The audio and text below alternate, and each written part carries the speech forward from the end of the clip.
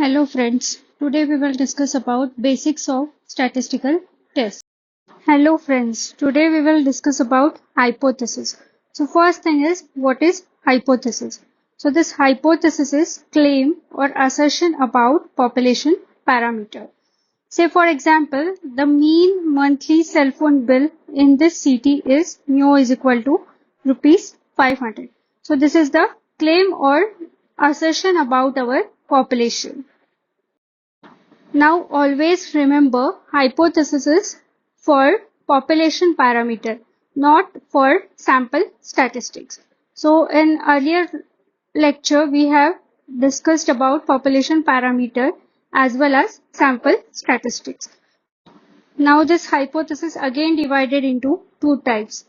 H0, that is null hypothesis, and H1, that is alternate hypothesis. This null hypothesis always states that there is no difference between groups or no relationship between variables. And alternate hypothesis denotes there is significant difference between two groups or two variables of the population.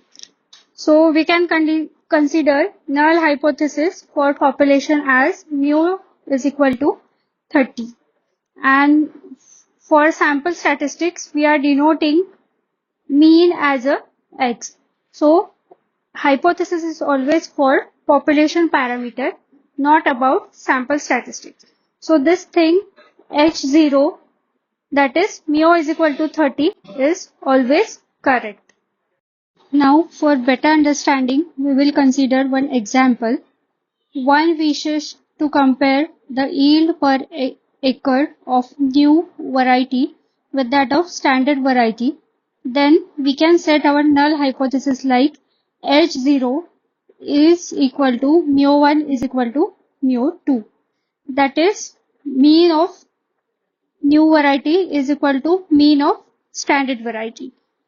And then against alternative hypothesis we can write like H1 mu1 is greater than mu2, then this is right tail test. Suppose we are saying that mu1 is less than mu2, then this is left tail test. And suppose mu1 is not equal to mu2, then we are considering this test as a two tail test. Now in question we are considering yield per acre of new variety with that of standard variety.